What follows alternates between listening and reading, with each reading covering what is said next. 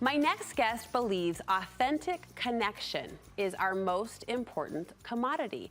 In fact, she believes it's essential for true joy and is the lifeline out of true sorrow. Author and speaker Molly Bice Jackson joins me to explain. Great to see you, sister. You too. A new book out around this topic and something that you've been leading out and speaking out and feeling passionately toward for a long time. Connection is key. It is. You did a segment on me when my daughter passed away years ago, and this is so full circle in many ways. Being with you, but also publishing this book. I know a lot of healing has happened. Yes. You've paid a high price. You've learned a lot through that. I have as indeed. well. Through that as well. Well, we talk about connection, and I think everyone would agree, yeah, connection is important, but you're throwing that word authentic in front of it. Authentic connection. Define the difference for us and explain maybe where we're missing out. Well, I mean, we talk about networking and meetings and people you know and how many friends on LinkedIn, whatever, but it's the genuineness, the authenticity that is deep, that is what bolsters us, and in my case, I felt like saved me. And it's a skill, it perhaps is an art, but it starts with being genuine and real. You say that authentic connection did save your life when you lost your daughter, Lucy. Can you take us back to that point and explain how full circle that lesson was gained? Well, some people watching might know or have followed me that she was 2 years old when she choked on an apple in our church parking lot. And as any parent knows, that's your worst nightmare. And I didn't feel like I wanted to go on or could. I could not see how that would be possible. And it was the people who really saw me and heard me and valued me and were not afraid to turn away. They witnessed my grief.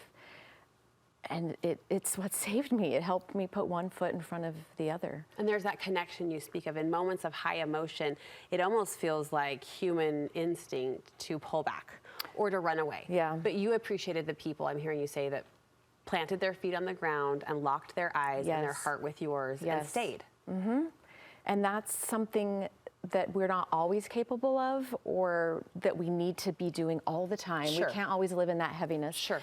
But even just a willingness. Yeah. It's kind of what we're here for. Amen. Amen.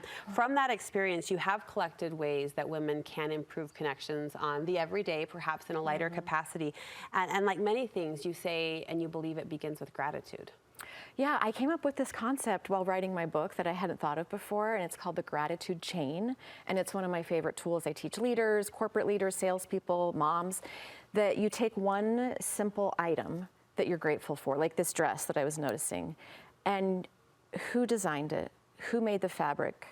What factory was it built in? Who is the man that put it on the truck, that drove it to your house?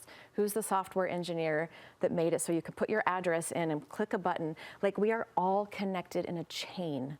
And even one small word creates a gratitude chain. One kind thing that you say could go so far. So our words create gratitude chains. Items are part of a chain. This studio, it's all part of something greater.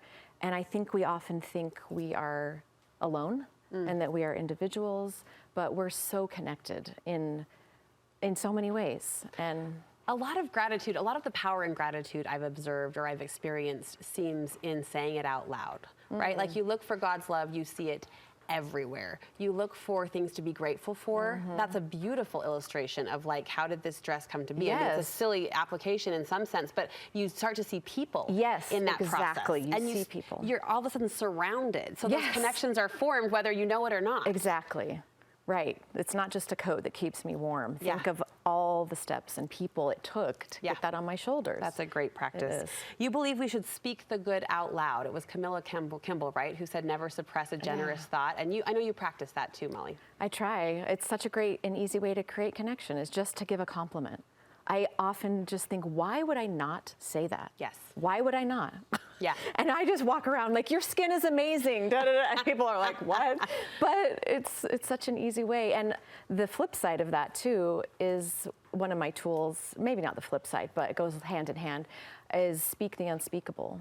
Not only are you not suppressing a generous thought because you're speaking it out loud, but on the other hand, be willing to speak what feels unspeakable to you. What would be an example of that? Speak the unspeakable. I mean, my son is addicted to drugs, or, I mean, not mine, but, I understand. you know, Yeah, or example I'm sake. feeling so down, I don't feel comfortable in my body today. Yeah. Or I'm so worried about money. Those are scary things to say Yeah, in everyday that's why they conversations. feel unspeakable. Yeah. But with the right person at the right time, that's what will create more of this commodity that we're starving for, that we need. 30 seconds left. You want us to be a witness, not a fixer. I believe healing needs a witness. And we don't allow others to be a witness for us if we aren't willing to share. But those of us who have stood by as a witness to me, they're not trying to fix, they're not judging, they're not even giving advice most of the time. They are simply being there and saying, I see you and I'm holding space for you and I'm just here. And what does that do ultimately as we witness another person's struggles, highs, lows, whatever it be, another person's story, another person's journey? What does that do? I think it helps the person struggling not be so afraid of their own overwhelming feelings. And I think it allows them to go through that process and they're not holding it inside and it's not eating them up as much. And you speak to this so beautifully, and you live this, I know. So thank you for sharing a piece of your heart and your experience with us. We appreciate it. This is a beautiful book called The Commodity of Connection by Molly Bice Jackson. Where do we get it, sister? BarnesandNoble.com, Amazon.com. Congratulations. Thank you. Lucy would be so proud. Thank you.